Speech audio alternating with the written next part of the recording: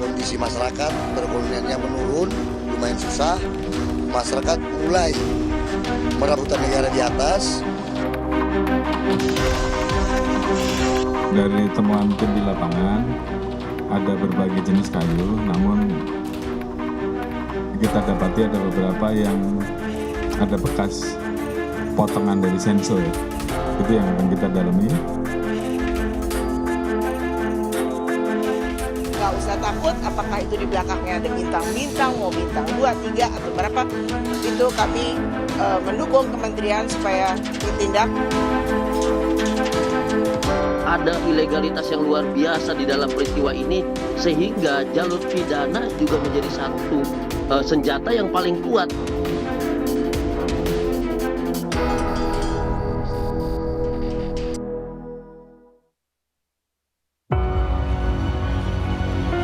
Bencana banjir dan longsor di Aceh, Sumatera Utara, dan Sumatera Barat sudah lebih dari sepekan terjadi. Dahsyatnya terjangan air dan lumpur membuat ratusan rumah hilang dan terkubur. Harta benda dan ratusan nyawa melayang dihantam bencana. Ribuan warga terisolasi. Cuaca ekstrim memang sedang melanda, tetapi kerusakan lingkungan menyumbang andil parahnya bencana. Ribuan kayu gelondongan hanyut terbawa air ikut menerjang permukiman. Dari mana asalnya dan siapa yang merusak hutan? Seorang kepala desa di Tapanuli Tengah bercerita, sejak tahun 2013, masyarakat mulai merambah hutan dan mengubah lahan negara menjadi lahan perkebunan. Sekitar tahun 2013, ya. Kondisi masyarakat perekonomiannya menurun, lumayan susah. Masyarakat mulai merebutan negara di atas. Belum lagi di Desa Muara juga seperti itu, di Hulu Sungai ini. Lahan-lahan hutan negara itu dibukai masyarakat untuk lahan perkebunan. Saya rasa gelondongan kayu ini berasal dari situ. Karena sepengetahuan saya, perusahaan tidak ada yang beraktivitas di hutan negara. Tidak ada. Namun benarkah tak ada pihak lain yang mengeksploitasi hutan hingga berakibat menurunnya daya dukung daerah aliran sungai? Kepala Kepolisian Republik Indonesia, Jenderal Listio Sigit Prabowo memastikan pengusutan temuan kayu gelondongan usai banjir di Bandang di Sumatera sedang berjalan. Menurut Kapolri, ada bekas potongan gergaji mesin pada batang kayu di lapangan. Padahal sebelumnya, kayu-kayu itu diklaim tumbang dihantam banjir. Dan akan melakukan kerjasama dengan Menteri Kehutanan dan tim untuk membentuk Satgas Gabungan untuk melakukan penyelidikan terkait dengan temuan-temuan kayu yang diduga juga ini berdampak terhadap kerusakan. Dari temuan tim di lapangan, ada berbagai jenis kayu, namun kita dapati ada beberapa yang ada bekas potongan dari senso ya. Itu yang akan kita dalami. Tim sedang turun nanti bersama-sama dengan tim dari Kehutanan untuk menyusuri dari daerah aliran sungai yang terdampak sampai dengan kita tarik ke hulu dan hilirnya. Saya kira itu. Ketua Komisi 4 DPR Titik Soeharto mendorong penegakan hukum atas penebangan hutan. Tak cuma di daerah terdampak bencana, tetapi seluruh Indonesia. Sebab bencana di Sumatera bukan sekadar peristiwa tiba-tiba, tetapi ada akumulasi kerusakan hutan yang cukup lama. Mencari tahu, menghukum siapa-siapa saja yang menyebabkan pohon, batang-batang kayu yang sampai segitu banyak memenuhi aliran sungai maupun laut ya, pantai itu ya. Jadi kami minta supaya itu ditindak. Nggak usah takut apakah itu di belakangnya ada bintang-bintang, mau bintang 2, 3 atau berapa. Itu kami mendukung kementerian supaya ditindak dan tidak terjadi lagi. Tidak hanya di 3 daerah yang dilanda bencana ini, tapi juga di seluruh Indonesia. Merespons hal ini, usai rapat dengan DPR, Menteri Kehutanan Raja Juli Antoni akan mencabut izin pengelolaan hutan terhadap 20 perusahaan. Kemenhub menemukan dugaan penyalahgunaan izin, terlibat penebangan ilegal dan melanggar tata kelola lingkungan. Ada sekitar 20 perusahaan dengan luas sekitar 750.000 hektar yang nanti akan saya cabut izinnya.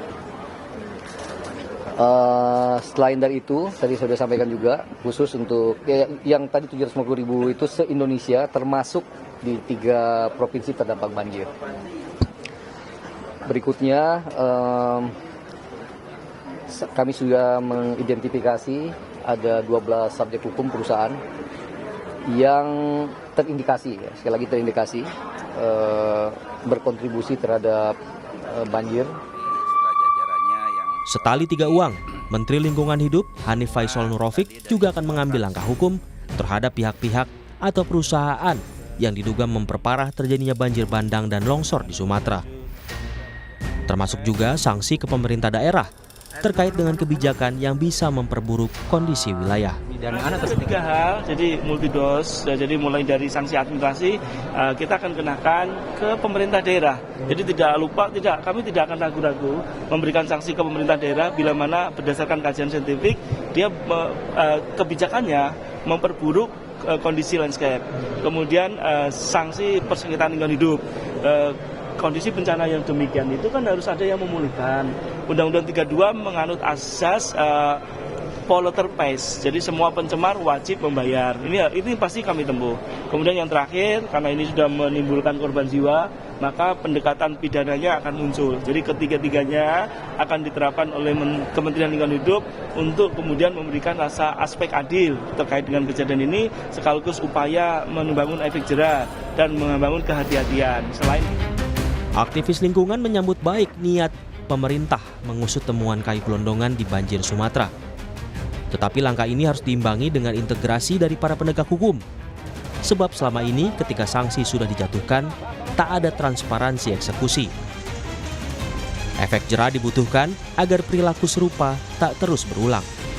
Sehingga pada saat mereka dicabut izinnya, mereka mendapatkan sanksi pidana, mereka mendapatkan sanksi perdata, mengganti kerugian. Itu betul-betul harus diimplementasikan gitu, harus dikawal terus. Karena kejadiannya adalah begitu sudah sampai di pengadilan, kemudian hakim memutuskan satu perusahaan membayar ganti rugi sejumlah ratusan miliar atau bahkan triliunan, tidak ada yang mengeksekusi. Jadi tidak ada efek jera apa-apa. Tidak pernah melihat apakah dana atau denda yang diberikan oleh pemerintah atau pengadilan kepada perusahaan-perusahaan hutan itu betul-betul digunakan untuk merehabilitasi lahan. Itu tidak pernah ada. Tak cuma sanksi administratif, dorongan penindakan pidana juga digaungkan untuk menyelesaikan problem kerusakan hutan.